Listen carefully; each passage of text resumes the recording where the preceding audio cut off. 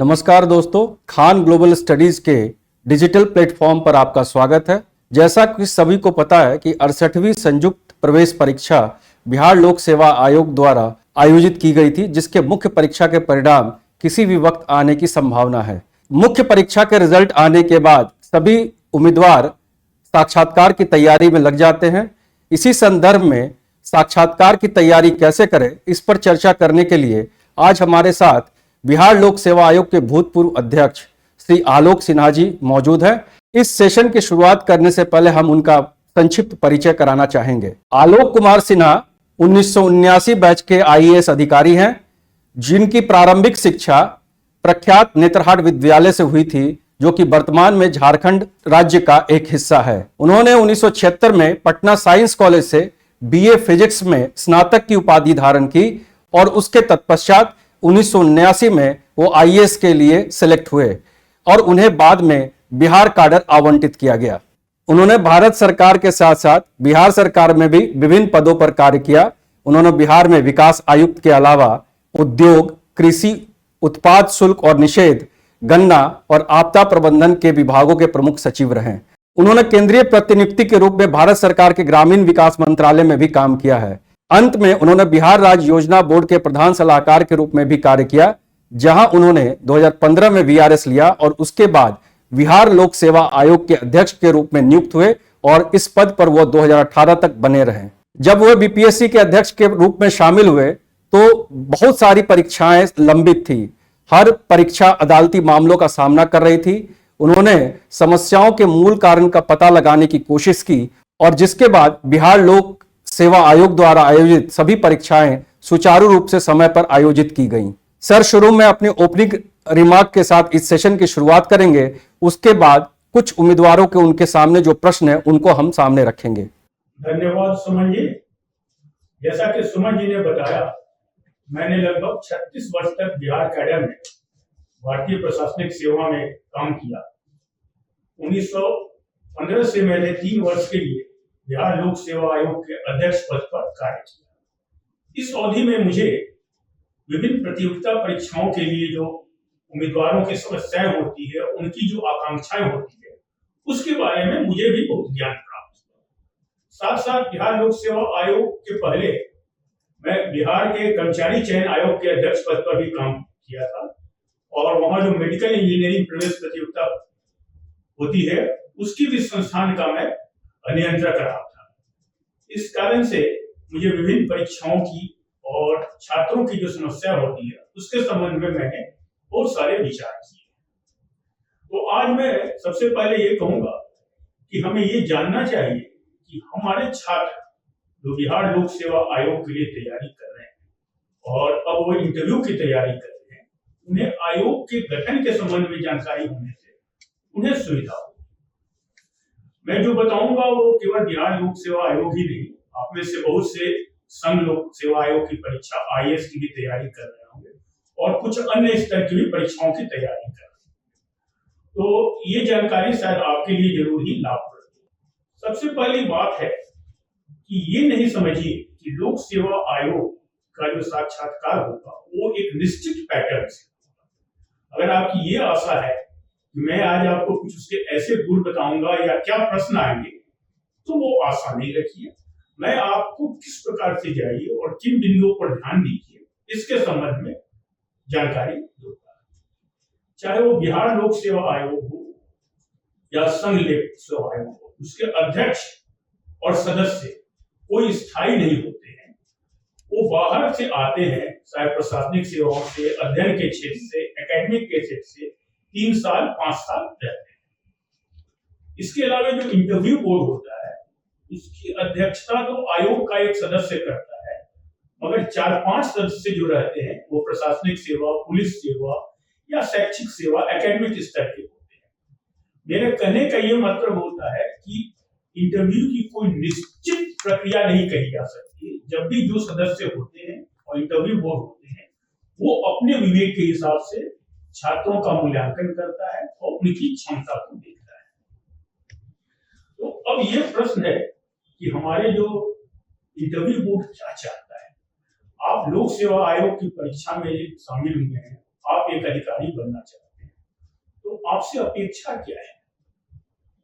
आपसे अपेक्षा बहुत गहन विद्वान होने की नहीं है। मैं नहीं समझता हूं कि कोई भी चाहता है कि आप न्यूटन हो या चाणक्य हो या रामानुज हो, लेकिन सरकारी सेवा में जब आप आते हैं तो हमारी अपेक्षा है कि आप में एक ऑफिसर लाइक क्वालिटी। अब ये बड़ा गहन प्रश्न है। आप पूछेंगे कि ऑफिसर लाइक क्वालिटी क्या होता है, तो ये कहीं भी परिभाषित नहीं है। फिर भी आप जब काम करेंगे एक बिहार सरकार में, और खासकर ऐसे समय में काम करेंगे जहां आपको पब्लिक से डीलिंग करनी है, तो ये अपेक्षा की जाती है कि आप सौम्य हो, शांत हो, सभी समस्याओं का गहनता एवं गंभीरता से अध्ययन करें। साथ ही आपके साथ तरह तरह की समस्या आ सकती है, खासकर जब आप प्रशासनिक पद पर हो या अन्य पद पर भी हो, तो पब्लिक से, लोक सेवा से, लोगों से आपको संपर्क करना होगा। आपके सामने जनप्रतिनिधि आएंगे, विधायक आएंगे, सांसद सदस्य आएंगे, गांव के मुखिया आएंगे, अन्य पार्टियों के प्रतिनिधि आएंगे, और संभव है उनका व्यवहार आपके साथ बहुत रूखा है, और सरकारी सेवक के सामने यहीं पर सौम्यता और गंभीरता दिखानी है। आप एक लोकतंत्र में रहते हैं, तो आप अगर वो बहुत कठोर हैं, तो आप कठोर नहीं हो सकते हैं। आपको अपनी नम्रता, अपनी सौम्यता बनाए रखनी है, लेकिन साथ साथ हम झुकेंगे भी, हम अपने काम को पूरा करेंगे और आपसे दबेंगे। तो यही है ऑफिसर लाइक क्वालिटी। ये भी ख्याल रखिए, जो प्रशासनिक सेवक होते हैं, प्रशासनिक पदाधिकारी होते हैं, जो गांव में जाते हैं या जनता में जाते हैं, तो उनकी आपसे बहुत आकांक्षाएं होती है। कई जगह गांव में तो कलेक्टर जाता है, एसडीओ जाता है, तो उसे लोग देवता की तरह समझते हैं। तो जब वो आम जनता की आपसे यह आकांक्षा है, तो आपने अपने कर्तव्य, अपने बोलचाल, अपनी भाषा में भी ये सौम्यता रखनी है, और साक्षात्कार बोध आप में इसी क्वालिटी को मूल रूप से होता है। आपके अध्ययन की गहनता कितनी है, कितने बड़े विद्वान है, ये साक्षात्कार बोध आपसे नहीं चाहता है। अब कुछ बिंदुओं पर मैं और आता हूं। जब आप साक्षात्कार की तैयारी कर रहे हैं, तो आपको, मैंने कहा, आपको गंभीरता रखना है। तो पहला मेरा सुझाव होगा कि साक्षात्कार के 24 घंटे पहले से आप किताबों को बंद कर दीजिए। मैंने देखा है कि साक्षात्कार के हॉल में जाते समय भी वहां पे मोटी मोटी किताबें और नोट्स लेकर लोग, ये केवल आपके तनाव को बढ़ाएगा, आपके चेहरे पर सिकन लाएगा, आपके चेहरे पर गंभीरता लाएगा, और जो मैंने कहा कि आपको एक सौम्य, शांत परिप्रेक्ष्य आपको दिखाना है, अपना गुण दिखाना है, उसमें आप पिछड़ जाएंगे। तो 24 घंटे पहले आप पढ़ाई बंद कर दें। पढ़ना तो पड़ेगा ही, क्वेश्चन प्रश्न कहीं भी आ सकता है। अपने को रिलैक्स करें, परिवार के साथ समय बिताएं, कहीं घूमने जाए, फिल्म देखते हो फिल्म देखने जाए, या मनन चिंतन करते हो, कुछ स्पिरिचुअल चिंतन करते हैं, जो भी करें, अपने मन को शांत रखें और रिलैक्स होकर जाए। तो जब आप इंटरव्यू देने जाएंगे, तो आप खुद अपने ऊपर काफी गंभीर रहेंगे और आप में अपने आप आत्मविश्वास बढ़ेगा। अब मैं आगे बताता हूं, इंटरव्यू के दिन आपको क्या सोचना चाहिए। सबसे बड़ी बात जो मैं कह रहा हूं, सामान्यतः आपको कई लोगों ने बताया होगा कि इंटरव्यू में आपको बिल्कुल ईमानदारी से जाना चाहिए, आप जिस रूप में है अपना वही रूप प्रकट करना चाहिए। मैं इससे थोड़ा, इंटरव्यू अगर मैं बहुत कठोर शब्दों में कहूं, ज्यादा ही कठोर शब्दों में कहूं, interview is an art of deception. शायद ये बात आपको किसी ने कही होगी, नहीं होगी, मगर जब आप इंटरव्यू बोर्ड में जाते हैं, इंटरव्यू बोर्ड के समय आपके सामने 20 से 25 मिनट का समय होता है। तो इस समय आप कैसे अपने अच्छे रूप को दिखा सके। शायद डिसेप्शन वर्ड मैंने कुछ ज्यादा ही कठोर कर दिया, लेकिन ये एक अपॉर्चुनिटी है कि आप अपने अच्छे पक्ष को दिखाइए और अपनी कमजोरी को छुपाने की कोशिश कीजिए। ये बात सही है कि इंटरव्यू बोर्ड में बैठे लोग काफी अनुभवी होते हैं, कमजोरी को कहां तक छुपा पाइएगा ये बहुत जरूरी नहीं है, लेकिन आप अपनी तरह से एक विनम्र कोशिश कर सकते हैं। इस प्रसंग में आप सबसे पहले जो मैंने देखा है, लोग प्रवेश करते हैं। प्रवेश करते समय आप अनुमति लेकर प्रवेश करते हैं। जब वो कहते हैं अंदर आए, तो आप कुर्सी के बगल में खड़े होते हैं। अब यहाँ क्या मैंने देखा है कि वो कई कैंडिडेट में कुछ ज्यादा ही विनम्रता सिखाई जाती है। वो पांचों मेंबर को झुक झुक कर प्रणाम सर प्रणाम सर प्रणाम सर करते हैं। ये कुछ कॉमिकल लगने लगता है। हो सकता है ऐसा सिखाया गया हो कि हर मेंबर को प्रणाम नहीं करेंगे तो वो मेंबर शायद रुष्ट हो जाएगा, ऐसी बात नहीं। आपसे अपेक्षा है कि आप कुर्सी के बगल में खड़े होकर चेयरमैन की ओर देखकर उन्हें एक बार नमस्कार करें और हल्के से सर हिलाकर बाकी सदस्यों की ओर देखें। ये पर्याप्त है। इससे आपकी पर्सनालिटी ठीक रहेगी और बार बार झुकने से आप स्वयं ही कुछ कॉन्शियस हो जाएंगे और आपकी नर्वसनेस बैठ जाएगी। अब यहाँ होती है कई बार जब आपको चेयरमैन कहें कि बैठ जाओ तो आप बैठते हैं। कई बार क्या होता है, जानबूझकर इंटरव्यू बोर्ड के चेयरमैन 5 सेकंड 10 सेकंड चुप रह जाएंगे और कोई कैंडिडेट बहुत घबरा के जल्दी से बैठने लगेगा। तो ये फिर दिखाता है कि आप बहुत उत्तेजना में आ गए हैं। आप शांत, मैंने नहीं कहा शांत सौम्य रहना है। आप इंतजार करें 5 सेकंड 10 सेकंड।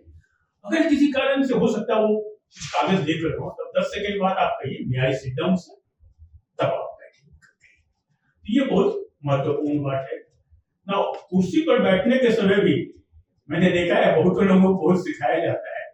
कैंडिडेट को कह दिया जाता है कि काफी तन के बैठिए, हाथ बिल्कुल सीधे रहे। ऐसी बात नहीं, आप आराम से बैठिए। हाथ थोड़े बहुत आप हिला सकते हैं, ऐसा नहीं कि बिल्कुल हाथ को एकदम कड़े करते रहने से आपकी पर्सनालिटी भी तनाव हो जाएगी। थोड़ा बहुत आप मूवमेंट करें। बोलते समय बहुत ज्यादा हाथ पर नहीं हिलाए, एक नॉर्मल आदमी जो बोलता है उस हिसाब से करें और चेहरे पर हल्की सी मुस्कान रखें। लेकिन ये हल्की सी कभी कभी एक्सट्रीम नहीं होना है, आपको हल्की सी मुस्कान रखना है। तो ये मैंने प्रारंभिक बात बताई। इससे आपकी प्रारंभिक जो है आपको तनाव, मेरा मूल उद्देश्य है कि आप तनाव में न रहें, आप आराम से बैठिए। अब उससे अक्सर ये भी पूछते हैं कि सर मैं क्या ड्रेस पहन के जाऊं, ये भी बहुत महत्वपूर्ण। अंग्रेजों को अंग्रेजी वेशभूषा तो हमें 70 साल से ऊपर हो गई स्वतंत्रता है, लेकिन तब भी एक ऑफिसर को एक सौम्य शांत रहना है। तो ये जरूरी नहीं है कि आप सूट पहन के जाएं। अगर आप शर्ट पैंट में अपने को कंफर्टेबल हैं ठीक है, लेकिन साफ सुथरी शर्ट पैंट होनी चाहिए। लेकिन एक बात मैं फिर भी कहूंगा, मैंने भी देखा है सूट पैंट और शर्ट टाई पहन के यदि आप पहले से पहन अभ्यस्त हो तो आपकी पर्सनालिटी निखरती है। खासकर ये इंटरव्यू अब जाड़े के महीने में शुरू होने वाला है, दिसंबर की। तो अगर आप सूट पहनने को अभ्यस्त हो तो सूट पहन के जाएं। सूट पहनने की पहले से प्रैक्टिस कर ले। ये नहीं कि वहां सूट टाई आप नहीं बांध रहे, टाई को खींच रहे हैं, सूट को खींच। लेकिन अगर आप नहीं पहनते हैं तो बिल्कुल नया सूट टाई पहनकर जाने से आप कॉन्शियस हो जाएंगे और अब ज्यादा ही परेशान होंगे। तो इस बात का विशेष ख्याल कर लीजिएगा। इंटरव्यू में जाने के पहले अपनी वेशभूषा को आईने में अपने परिवार के लोगों के साथ, अपने दोस्तों के साथ मिलकर आप देख लीजिए कि आप उसमें सहज लगते हैं। ऐसा नहीं कि आप बहुत असहज हो जाए तो आप पर तनाव आ जाएगा। अब अगली बात है कि वहां किस प्रकार के प्रश्न और किस प्रकार की जवाब करना है। मैं एक बात बता दूं, इंटरव्यू बोर्ड में मान लो 5-6 इंटरव्यू बोर्ड होते हैं, हर एक में 4-5 सदस्य। एक इंटरव्यू बोर्ड दिन में 10 से 15 कैंडिडेट करता है, तो उनके पास तो काफी क्वेश्चंस रहते हैं। तो वो कहना कि यही क्वेश्चन आएंगे कहना मुश्किल है। तो अब यहाँ मैंने बार बार कहा, एक अपॉर्चुनिटी है कैसे इंटरव्यू बोर्ड को आप अपना गुण दिखा सकते हैं। कोशिश आपको ये करना है कि इंटरव्यू बोर्ड आपसे वो प्रश्न पूछे जिसमें आप कहेंगे सर ये कैसे प्रश्न। इंटरव्यू बोर्ड किसी तरह का क्वेश्चन पूछ सकता है, हाँ पूछ सकता है, लेकिन एक कोशिश की जा सकती है। सामान्यतः अब बीपीएससी के इंटरव्यू बोर्ड में आप जाएंगे तो उनके सामने आपका कोई खास डिटेल का रहता है, तब वो आपसे पूछ सकते हैं कि भाई आप क्या है, आपने क्या पढ़ा है, आपने क्या ग्रेजुएशन किया है। ना यहाँ सकते आप मान लीजिए इतिहास पढ़े हैं, कि सर मैंने इतिहास में स्नातकोत्तर किया है और भारतीय स्वाधीनता संग्राम का विशेष अध्ययन किया है। मेरी बात समझ रहे हैं? ये कहने का मतलब आप इंटरव्यू बोर्ड को एक तरह से मौका दे रहे हैं कि वो भारतीय स्वाधीनता संग्राम के संबंध में क्वेश्चन पूछे। या आप कह सकते हैं कि मैंने गांधी जी की विचारों का विशेष अध्ययन किया है। तो आप इंटरव्यू बोर्ड को इनवाइट कर रहे हैं कि आप मुझसे मेरे क्वेश्चन, जरूरी नहीं है लेकिन 50% 60% चांस है कि वो पूछेगा। क्यों? कि इंटरव्यू बोर्ड की जो सदस्य वो भी तो दिन भर में 15 स्टूडेंट को 15-15 मिनट तो वो भी क्वेश्चन पूछते रहते हैं कि किस तरह का क्वेश्चन मैं पूछूं। इसके अलावा कुछ भी हो सकता है, वो पूछ सकता है कि शुरुआती में पूछ सकता है कि आपकी हॉबी क्या है, आपकी एक्स्ट्रा करिकुलर एक्टिविटी क्या है।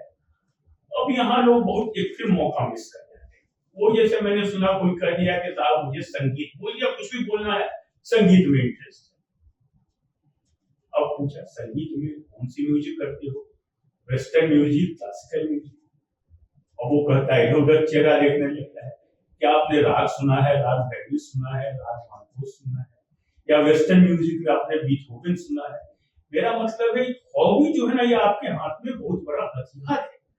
ये फिर आपको एक मौका देता है कि आप इंटरव्यू बोर्ड को अपने मनपसंद प्रश्न पूछने के लिए प्रेरित करें। तो आपने कहा कि अगर आपको हॉबी वो बताइए जिसमें आपको कमांड हो।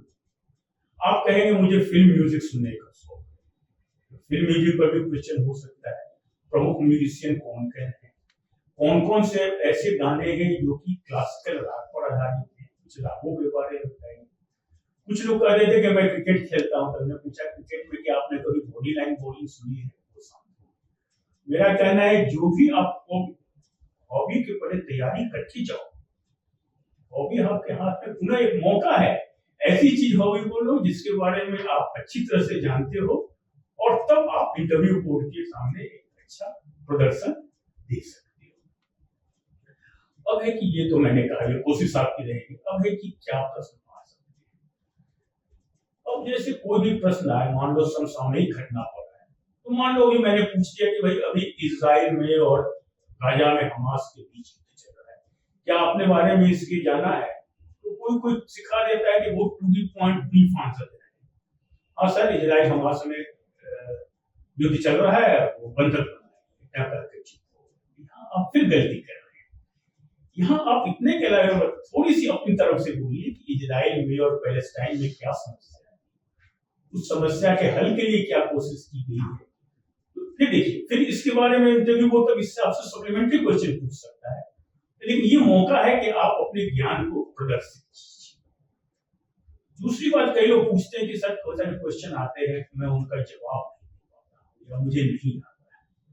ठीक है, मैंने पहले ही कहा था मैं आपसे विद्वान होने की अपेक्षा नहीं करता, लेकिन आपको जवाब जब नहीं आता है, कई बार देखते हैं लोगों की जो मुख मुद्रा होती है वो बिल्कुल नीचे झुक जाएंगे और कुछ पर हल्के स्वर में सर नहीं नहीं नहीं। आपको अपनी बोल्डनेस बनाए रखना है कि सॉरी सर, इस विषय का अध्ययन मैंने नहीं किया है, मगर इससे रिलेटेड ये विषय है, इस पर मैंने विशेष अध्ययन किया है। यहाँ फिर आप एडवर्सिटी को अपॉर्चुनिटी में बदल रहे हैं। आपने एक दूसरे विषय का नाम किया तो 50% चांस है कि अब इंटरव्यूअर आपसे उस विषय पर प्रश्न पूछ सकता है, 50% चांस है इसका। तो अब आप जो, इसलिए मैंने कहा कि interview is an art of holding the interview board to your good point. इन बातों पर विशेष ध्यान देने की जरूरत है।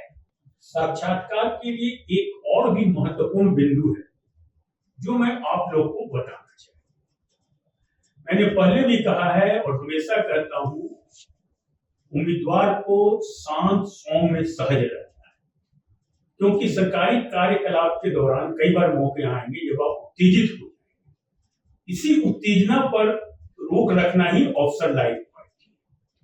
तो कभी कभी साक्षात्कार बोर्ड जानबूझकर आपसे उत्तेजित करने वाले प्रश्न पूछ सकता है।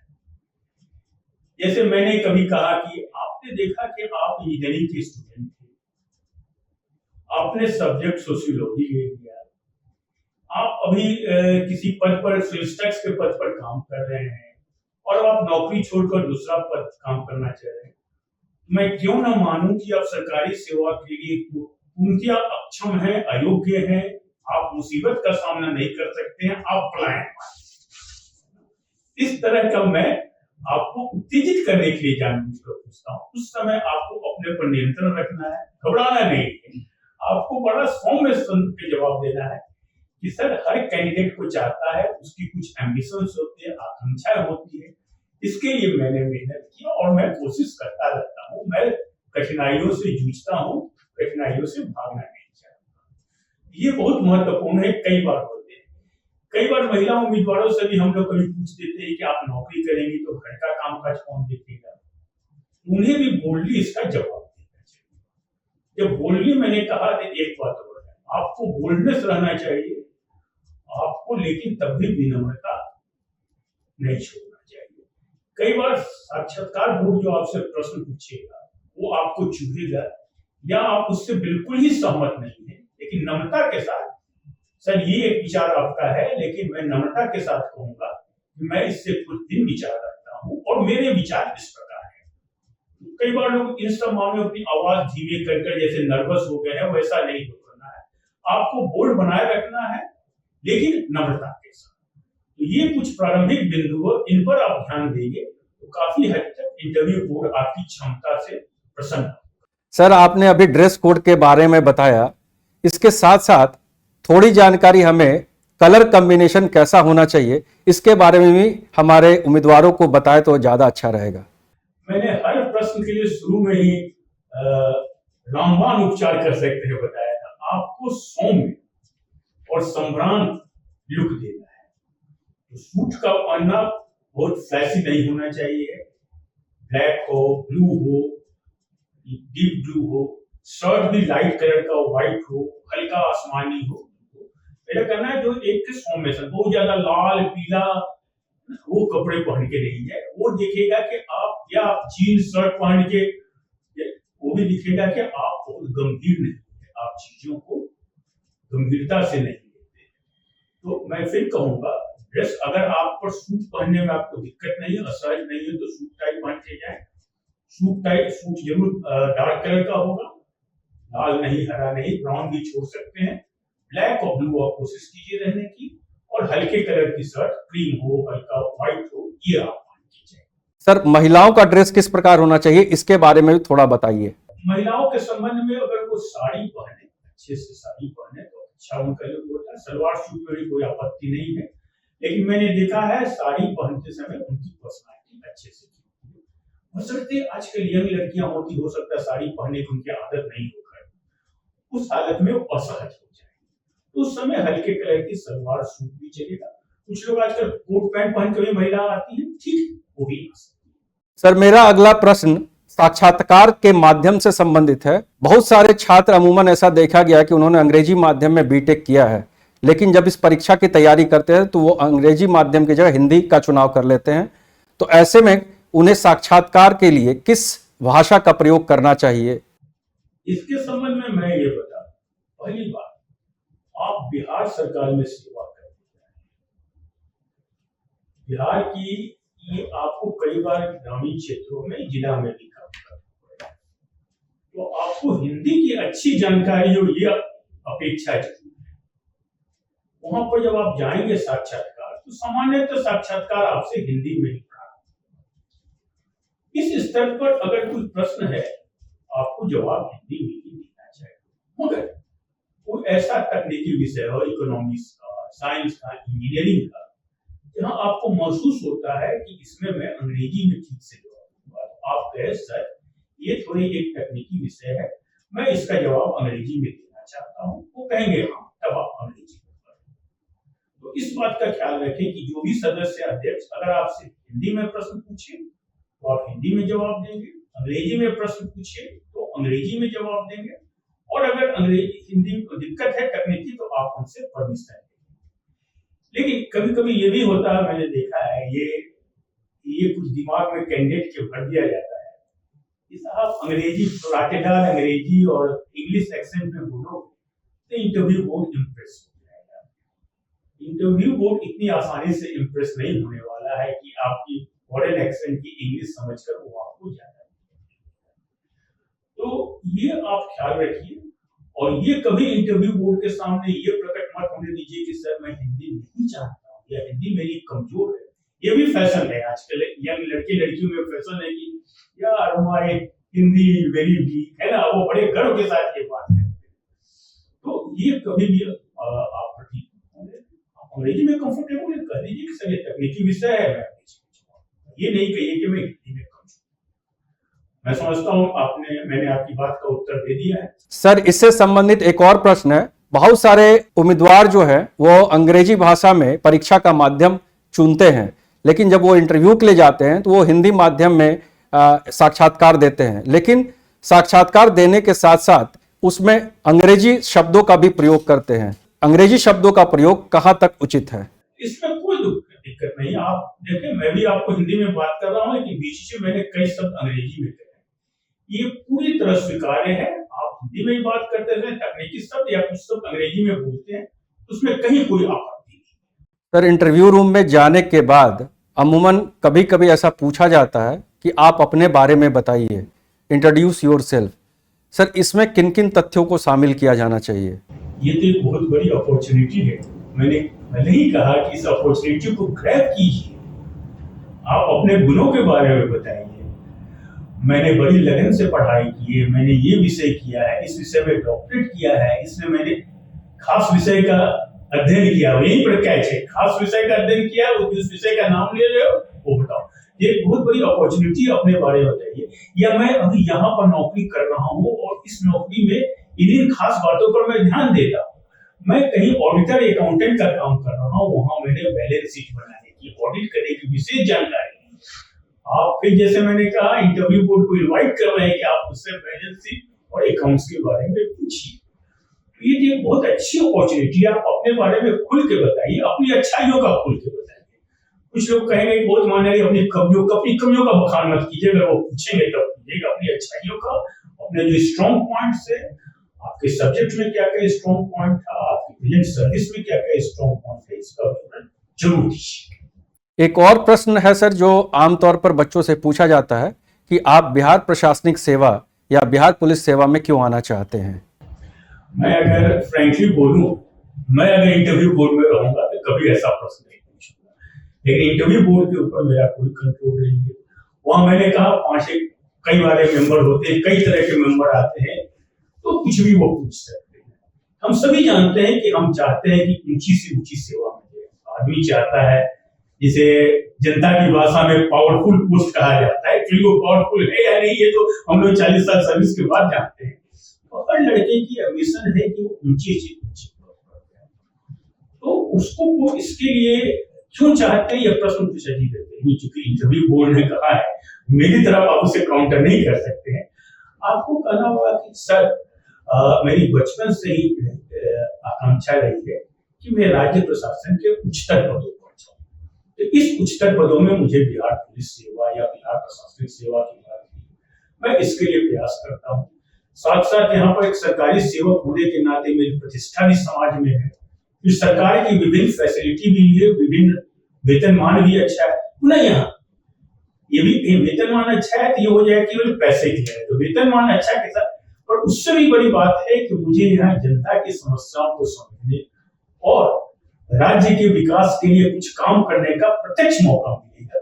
तो मेरे पास ये दोनों बिंदु, एक तो मैं अच्छा पद चाहता हूँ और राज्य के विकास में अपना योगदान देना चाहता हूँ। इस प्रकार की बात आप ये मत कभी कह दीजिए कि सर केवल पैसा ज्यादा है। ये भी कहेंगे पे स्केल अच्छा है, इन पे स्केल के साथ साथ मैं कुछ विकास का कार्य करना चाहता हूं। सर, अगला प्रश्न जो है वो वैकल्पिक विषय को लेकर है। इसमें वैकल्पिक विषय से लेकर एक संबंधित प्रश्न पूछा जाता है। सामान्यतः अगर कोई छात्र किसी मानविकी विषय या इतिहास या राजनीतिक शास्त्र का है, तो उनसे साक्षात्कार में यह प्रश्न किया जाता है कि आप अपने वैकल्पिक विषय इतिहास या राजनीतिक शास्त्र का उपयोग किस प्रकार प्रशासन में करेंगे, इसके लिए क्या उत्तर दिया जाना चाहिए? इस संबंध में आप कह सकते हैं कि व्यक्ति को जो भी ज्ञान होता है, अभी तो मेरा करियर 30 साल 40 साल है, कई तरह के पदों पर काम करने का मौका मिलेगा, कई प्रकार के परिप्रेक्ष्य से मेरा सामना होगा, तो मेरी जो भी क्षमता है और मेरा जो भी ज्ञान है वो हर क्षेत्र में काम है। इतिहास का जहां तक प्रश्न है, इतिहास हमें अपने पास्ट पर रिफ्लेक्शन करने का मौका देता है। उससे हम सीखते हैं कि आगे क्या क्या गलतियां हुई और कैसे आगे और हम विकास कर सकते हैं। इस प्रकार मैं विज्ञान बैकग्राउंड का हो तो मेरे पास एक क्षमता है, रैशनल रीजनिंग की क्षमता मेरी बढ़ती है। इसका उपयोग मैं अपने नौकरी के हर क्षेत्र में करूंगा। तो इस प्रकार के प्रश्नों का मैंने अगेन कहा कि ये प्रश्न जो होते हैं, इंटरव्यूअर जो पूछता है, इसका प्रश्न तो सच कहो तो ये आपको तैयारी करके जाना है। आपने ठीक कहा कि ऐसे कई प्रश्न और ये प्रश्न जो है इनका बहुत आइडियलिस्टिक जवाब भी देना ठीक नहीं है, लेकिन बहुत कॉमन जवाब, दोनों का एक बैलेंस जवाब कि मेरी अपेक्षा है और मैं इस प्रकार करूंगा। इसकी जरूर आप तैयारी करके जाए, ऐसे प्रश्नों की तैयारी करके जाए। 3-4 बार आप अपने दोस्त के साथ, अपने परिवार के समय इन प्रश्नों का उत्तर देने का रिहर्सल करें और उसको अपनी अच्छी तरह से तैयार करें। सर, कभी कभी ऐसा देखा जाता है कि बोर्ड में इंटरव्यू के दौरान उम्मीदवार के द्वारा लगातार 3-4 प्रश्नों के उत्तर वो नहीं दे पाते हैं और चौथे प्रश्न का उत्तर काफी अच्छा देते हैं, तो बोर्ड उस प्रश्न के ऊपर किस तरीके से उनको देखता है? साक्षात्कार बोर्ड के जो सदस्य हैं वो भी तो मनुष्य हैं। अगर आप 3-4 क्वेश्चन का लगातार जवाब नहीं देते हैं तो थोड़ा सा तो आपके परफॉर्मेंस पर असर पड़ेगा, और लेकिन आप अगले क्वेश्चन का आंसर देते हैं तो वो उसको थोड़ा मॉडिफाई करेगा। इसलिए मैंने कहा कि जब प्रश्न का उत्तर आप नहीं जानते हो तो सामान्य कोई भी आपको जो बता रहा होगा, विद्वान कहेगा कि sir sorry I do not know this question, मैं ऐड करता हूं कि सर इस प्रश्न का मैंने विशेष अध्ययन नहीं किया है, लेकिन इससे रिलेटेड ये सब्जेक्ट है जिसके बारे में मैंने कुछ अध्ययन किया है, आप आज्ञा दे तो मैं इसके बारे में कुछ बताऊं। हो सकता है वो कहे, हो सकता है नहीं, ये बात मैंने पहले भी कवर की। एक और सामान्य प्रश्न है जो अक्सर उम्मीदवारों से किया जाता है कि जिस संदर्भ में गैप ईयर को लेकर एक प्रश्न किया जाता है कि अगर बीटेक छात्र ने 2019 में किया गया और उसने अपने एग्जाम को 2023 में दिया और उसी वर्ष वो साक्षात्कार दे रहा है, तो 2019 और 2023 के बीच का जो गैप का अंतर है उसको किस तरह से वो जस्टिफाई कर पाएंगे? मैं इंटरव्यू बोर्ड में रहूंगा तो गैप ईयर के बारे में कभी नहीं, क्योंकि भारत में, बिहार में इतनी बेरोजगारी है और छात्रों की इतनी आकांक्षा है कि वो अच्छे से अच्छे नौकरी के लिए कोशिश करते हैं, तो इसे इस प्रकार करना चाहिए। सर मेरी आशा थी, मेरी अपेक्षा थी कि मैं बिहार प्रशासनिक सेवा और पुलिस सेवा में आऊं, इसके लिए मैंने मेहनत की और मैं कठिनाइयों से हार नहीं मानता। मैंने इसके लिए 2 साल 3 साल परिश्रम से अध्ययन किया और अपने आप को तैयार किया ताकि मैं इस कड़ी परीक्षा में सफल हो सकूं। यही कारण है गैप। इसको घबराने की जरूरत नहीं है, इसको अपोलोजेटिक होने की जरूरत नहीं है, इसको बोल्डली बताना है कि मैं तैयारी कर रहा था और हर व्यक्ति की आशा होती है कि वो अपने एम्बिशन को प्राप्त करे। इसके लिए मैंने 3 साल 4 साल या हो सकता है मैंने 2 प्रयास 3 प्रयास किया, लेकिन अपने लक्ष्य की प्राप्ति के लिए मैं सदा प्रयत्नशील रहा और जब सरकारी सेवा में भी आऊंगा तो मैं घबराऊंगा नहीं, अपने जो आइडियल्स है, अपने लक्ष्य हैं, उनकी प्राप्ति के लिए सतत प्रयत्नशील रहूंगा।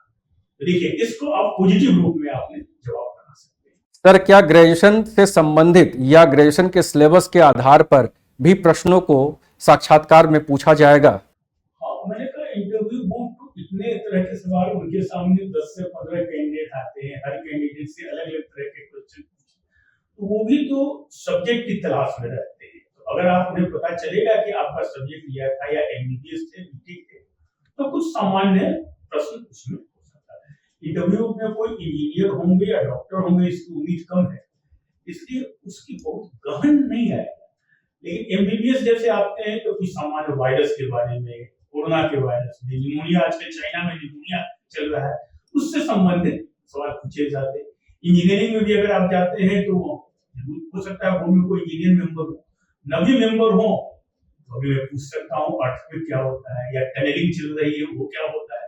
तो हाँ, प्रश्न जरूर पूछा जा सकता है। आपका जो भी बैकग्राउंड है, आपने जो पढ़ा हो, आपके ऑप्शनल का सब्जेक्ट, आपके ग्रेजुएशन या पोस्ट ग्रेजुएशन का सब्जेक्ट, या आपके साथ साथ अभी जो प्रेजेंट सर्विस में हो, उससे संबंधित सब्जेक्ट में क्वेश्चन जरूर पूछा जा सकता है। एक और प्रश्न वैकल्पिक विषय को लेकर है।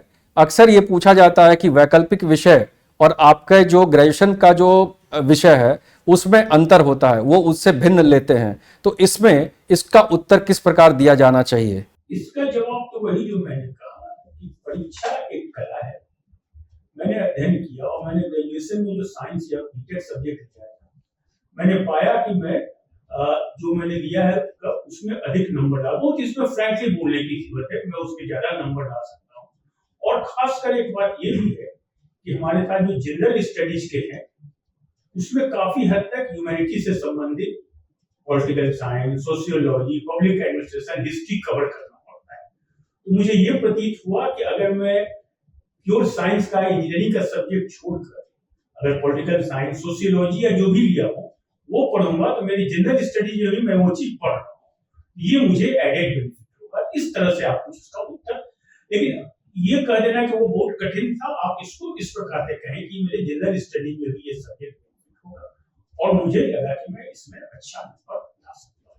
सर, एक और प्रश्न है, जब उम्मीदवार मुख्य परीक्षा को पास कर लेते हैं और साक्षात्कार के लिए उनका जब कॉल आता है तो उनसे प्रपत्र 2 को भरने की अपेक्षा की जाती है। प्रपत्र 2 में सर्विस प्रेफरेंस पूछा जाता है। क्या सभी सर्विसों के बारे में उनको जानकारी होनी चाहिए? जब आपने ऑप्शन प्रपत्र की बात करी तो एक तो आपने पूछा और एक एडिशनल बात में मैं बताना चाहूंगा। जब आप सर्विस लिखते हैं ये काफी उम्मीद है कि पूछ देगा, अगर पूछेगा कि आपने क्या, हमने कुछ लोगों से पूछा है क्या भाई आप म्युनिसिपल एग्जीक्यूटिव ऑफिसर बनना चाहते हैं, आपने दिया है चॉइस, वो पूछेगा ये क्या काम करता है, नगर विकास की क्या क्या म्युनिसिपैलिटी के क्या क्या काम है। वहां ये सही है, आप तो सभी सर्विसेज की ये आप तैयारी कर लें, जितने प्रकार की सर्विसेज आप चॉइस में देते हैं सभी के बारे में क्या कार्यकलाप है और उसमें किन किन पदों पर नियुक्ति होगी उसकी जानकारी। जैसे एक मैंने देखा है बिहार प्रशासनिक सेवा, तो लोग कहते हैं कि मैं एसडीएम, बिहार प्रशासनिक सेवा में एसडीएम आप मुश्किल से 1 या 2 बार बने, आप उस समाहर्ता रहेंगे, एडीएम रहेंगे, जिला पदाधिकारी के कार्यक्रम में उप समाहर्ता रहेंगे, सेक्रेटेरिएट में आप उप सचिव बनेंगे, तो किन किन पदों पर जाएंगे या हर सेवा की जानकारी दे दीजिए, उस सेवा का क्या क्या काम है इसकी भी जानकारी दे दीजिए, ये जरूरी है। अब इसी संबंधित दूसरा प्रश्न, आपसे ऑप्शन सर्विस का मांगा जाता है, इंटरव्यू के समय मांगा जाता होगा या पहले जब भी मांगा जाता हो, और 15-16 सर्विस रहती है, तो आप हर सेवा का ऑप्शन जरूर दीजिए, कोशिश कीजिए सभी 16-20 सेवा का ऑप्शन देने की। इसको खुद रूप से मैं ऐसे समझाऊंगा, मान लो कि कोई छात्र अपने को बहुत ब्रिलियंट मानता है और वो सोचता है कि साहब मुझे ऑप्शन देने की क्या जरूरत है, मैंने केवल 2 सर्विस का ऑप्शन दिया, ठीक है, बाकी वो सोचेगा। अब देखिए जब सर्विस का ऑप्शन सिलेक्ट होता है, जब आप क्वालिफाई कर जाते हैं, एक तरफ मेरिट लिस्ट और एक तरफ आपको ऑप्शन देकर अलाउ होता है। तो अगर मान लो कि आपने 2 ही ऑप्शन दिया है, Bihar police service, Bihar administrative service, और आपकी मेरिट आते आते उन दोनों की सीटें भर गई, तब क्या होगा, आपका क्या होगा, आप सोच रहे हैं कि सरकार आपको कोई सीट देगी, नहीं, सरकार आपको कोई सीट नहीं देगी। एडवर्टाइजमेंट में लिखा रहता है कि जिन सेवा के लिए आप ऑप्शन नहीं देंगे उसके लिए आपको विचार नहीं किया जाएगा। इसलिए हो सकता है कि आप मेरिट में, या आप कोई बहुत कॉन्फिडेंट है वो टॉप करेगा और उसने कोई ऑप्शन नहीं दिया, तो उसे कोई सेवा अलॉट नहीं, वो फेल नहीं किया, उसे कोई सेवा अलॉट नहीं की जाएगी, यानी कि उसे एक तरह से फेल करेगा। ये बहुत जरूरी है कि आप अभी सभी सेवाओं का ऑप्शन दें। ये अपेक्षा आप नहीं रह सकते हैं कि सरकार अपने आप आपको कोई सेवा अलॉट कर देगी, आपका ऑप्शन नहीं है तो आपको सेवा अलॉट नहीं होगी। मैं समझता हूं मैंने इस बिंदु को बिल्कुल क्लियर कर दिया है। उम्मीदवारों के द्वारा भरे गए फॉर्म यानी प्रपत्र 1 और बाद में प्रपत्र 2, जिसमें उनके बारे में पूरी जानकारी होती है, जिसको कि आम भाषा में हम डिटेल एप्लीकेशन फॉर्म भी कह सकते हैं, उसमें बहुत सारी जानकारी जो दी जाती है साक्षात्कार के दौरान, वो पूरी की पूरी शीट चेयरमैन के सामने होती है, जिनसे वो प्रश्न पूछते हैं। क्या ये शीट अन्य सदस्यगण के पास भी होता है? क्या वो लोग भी उनसे सवाल कर सकते हैं?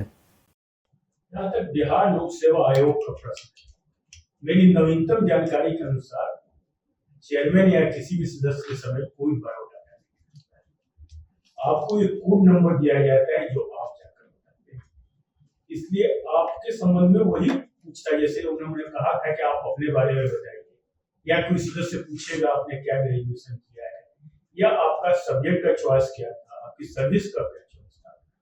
तो मेरी जहां तक वर्तमान जानकारी है, बोर्ड के सामने बिहार लोक सेवा आयोग में कुछ भी नहीं होता है। यूपीएससी में होता है लेकिन बिहार लोक सेवा आयोग नहीं होता है। तो आपकी ये तैयारी बिहार लोक सेवा आयोग की है, इसलिए वहां आप जो अपने बारे में बताएंगे उससे संबंधित प्रश्न पूछे जाएंगे। और जब आप अपने बारे में बताएंगे तो मैंने कहा उसे अपॉर्चुनिटी बना के बताइए, अपनी ऐसी चीजें बताइए जिससे क्वेश्चन है और आप उसमें कंफर्टेबली जवाब दे सकें। सर, क्या प्रश्न पॉलिटिकल या राजनीति और या इसके साथ साथ धर्म या रिलीजन से संबंधित भी प्रश्न पूछा जाता है, तो क्या इसका एक संतुलित जवाब होना चाहिए? पॉलिटिकल और धर्म से संबंधित प्रश्न पूछने में कहीं कोई रोक नहीं है। किसी सदस्य को इच्छा हो तो पूछ सकते हैं, और बल्कि कभी कभी ये भी हो सकता है जानबूझ के, जैसे मैंने कहा, आपको एक्साइट करने के लिए कुछ कंट्रोवर्शियल प्रश्न पूछा जाए, तो फिर आपको यहाँ उत्तेजित नहीं होना है। आपके मन में किसी पॉलिटिकल इशू या धार्मिक इशू के बारे में बहुत कठोर विचार हो सकते हैं, लेकिन आप राज्य सरकार की सेवा में, फिर मैं वही बात कहूंगा, सौम्य शांत सही, तो आपको अपने विचार देते समय मेरे विचार से जहां तक करना है, दोनों एक संतुलित और उसके प्रोज और कॉन दोनों ओर की बात करना है। अगर आप चाहें तो कोई एक खास पक्षीय विचार दे सकते हैं, लेकिन तब आप तैयार होइए कि इंटरव्यू बोर्ड के 5 सदस्य उसमें आपसे इतनी तरह की क्वेरी करेंगे कि आप शायद संभाल पाएं। इसलिए एक संतुलित पॉलिटिकल और रिलीजन के संबंधित दोनों पक्षों को लेते हुए कर सकते हैं। जैसे अभी हिजाब की बात उठ सकती है, 3 तलाक की बात उठ सकती है, कॉमन सिविल कोड की बात उठ सकती है, ज्ञानवापी मंदिर की बात उठ सकती है, सर तन से जुदा की बात उठ सकती है। सारी चीजें बहुत कंट्रोवर्शियल है, लेकिन इसमें आपको संयत रहना है और एक बैलेंस दोनों पक्षों का विचार देना चाहिए। सर, इसी से जुड़ा एक और प्रश्न है कि हाल ही में बिहार सरकार ने कास्ट सेंसस से संबंधित रिपोर्ट जारी किया गया है, क्या इससे भी संबंधित प्रश्न पूछे जा सकते हैं? काफी उम्मीद है कि कास्ट सेंसस पर और महिलाओं के उत्थान पर प्रश्न पाएगा। महिलाओं को रिजर्वेशन, कास्ट के आधार पर रिजर्वेशन, फिर इसमें दोनों बात मैंने जो भी कहा, ये भी कंट्रोवर्शियल इशू है। आप चाहें तो एक खास पक्ष के उत्तर दे सकते हैं, आप किसी को बहुत ज्यादा क्रिटिसाइज कर सकते हैं, लेकिन क्रिटिसाइज करने में है कि वो 5 सदस्य आपसे इतने प्रश्न पूछेंगे कि आप उसमें हो सकता है अपने को संभालना। इसलिए एक मध्यम पक्ष आप उसमें रखना होगा, दोनों साइड की, इसके अपोज करने वालों की क्या बात हो सकती है, इसके सपोर्ट करने वाले की बात क्या हो सकती है। और हम यही कहेंगे कि सर सरकार को इसमें संतुलित भी देना चाहिए कि हर पक्ष की समस्या का समाधान। सर, बिहार से संबंधित किस प्रकार के प्रश्नों को पूछा जा सकता है? बिहार से संबंधित तो प्रश्न तो पूछे ही जाएंगे। बिहार की भौगोलिक स्थिति, बिहार के फसल, बिहार की कृषि, बिहार की हिस्ट्री, बिहार का राजनीतिक परिप्रेक्ष्य, तो ये तो ज्यादा उम्मीद है बिहार से संबंधित प्रश्न पूछेंगे। भारतीय इतिहास के बदले भारतीय बिहार इतिहास के भी प्रश्न पूछे जाएंगे। और कभी कभी मुझे ख्याल आ गया ऐसे, अब जैसे मैंने कई बार तो पूछा है कि बिहार के इतिहास की कुछ प्रमुख घटनाएं बताइए जिसने भारतीय इतिहास को प्रभावित किया। इस पर हो सकता है आपको कुछ घटनाएं हो सकती है। ऐसे ही कई बिंदु हैं, तो बिहार के संबंध में प्रश्न पूछे जाएंगे, उन पर आपको कभी कभी सर इंटरव्यू के दौरान साक्षात्कार में जो लोग बैठते हैं उनके सामने छात्र नर्वस हो जाते हैं या कभी उस कुछ प्रश्नों के उत्तर का कंफर्म आंसर नहीं जानते हैं।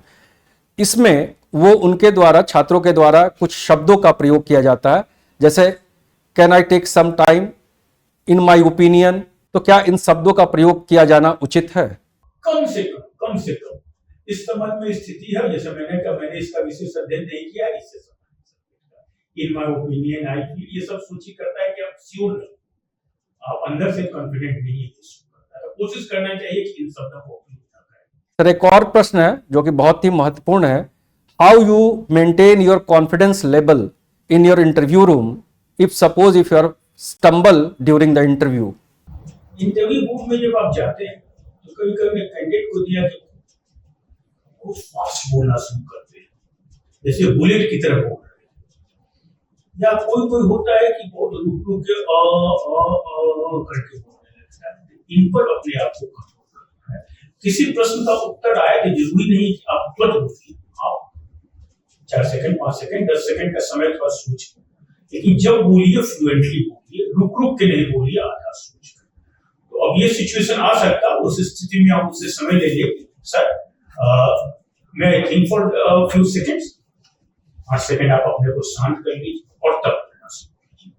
ठीक है सर, आपका बहुत बहुत धन्यवाद। आपने हमारे छात्रों को और उम्मीदवारों को जो 68वीं बिहार लोक सेवा आयोग के साक्षात्कार में शामिल होने जा रहे हैं उनके लिए एक मार्गदर्शन का काम करेगा। उम्मीद है कि सभी उम्मीदवारों को इससे काफी सहायता तैयारी के दौरान मिलेगी। धन्यवाद सर। धन्यवाद सुमन जी। आशा करता हूँ कि मैंने जो बताया उससे हमारे छात्रगण इस पर ध्यान देंगे और कुछ सीखने की कोशिश करेंगे। मेरी शुभकामनाएं सभी कैंडिडेट्स के साथ हैं। बहुत बहुत धन्यवाद सर। आपने बहुत सारे मुख्य बिंदुओं पर साक्षात्कार से शामिल जितने भी प्रश्न पूछे जा सकते हैं उनका विस्तृत रूप से आपने बच्चों के सामने उसके उत्तर दिए। इसके लिए खान ग्लोबल स्टडीज की तरफ से मैं आपका आभार व्यक्त करता हूं। साथ ही खान ग्लोबल स्टडीज आने वाले समय में 68वीं बिहार लोक सेवा आयोग की मुख्य परीक्षा के परिणाम आने के पश्चात हम मॉक इंटरव्यू की व्यवस्था किए हैं। यह मॉक इंटरव्यू पटना सहित दिल्ली के खान ग्लोबल स्टडीज के अपने सेंटर्स पर होगा। इसकी विशेष जानकारी के लिए आप खान ग्लोबल स्टडीज के वेबसाइट पर जाकर इसकी जानकारी प्राप्त कर सकते हैं। साथ ही इसके साथ साथ मॉक इंटरव्यू बोर्ड के मेंबर्स की भी जानकारी आप वहां से ले सकते हैं। मॉक इंटरव्यू एक ऐसा माध्यम है जहां आपको रियल टाइम इंटरव्यू का एक्सपीरियंस होता है। उसमें जितनी भी कमियां होंगी उसका फीडबैक आपके सामने हमारे रिकॉर्डेड वीडियो के माध्यम से आपको प्राप्त होगा। इसके लिए आप हमारे वेबसाइट पर जाकर अपने को रजिस्टर कर सकते हैं। साथ ही डिस्क्रिप्शन बॉक्स में हमारे जो डिटेल है उससे आप इस लिंक को आप सीधे हमारे वेबसाइट तक पहुंच सकते हैं। धन्यवाद।